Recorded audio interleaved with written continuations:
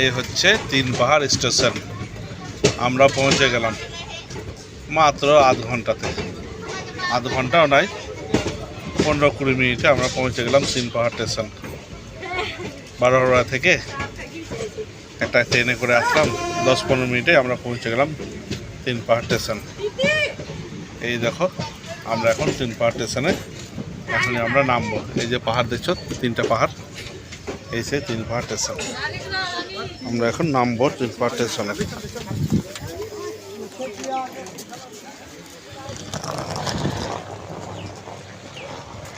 এই দেখো তিন পাহাড় স্টেশন,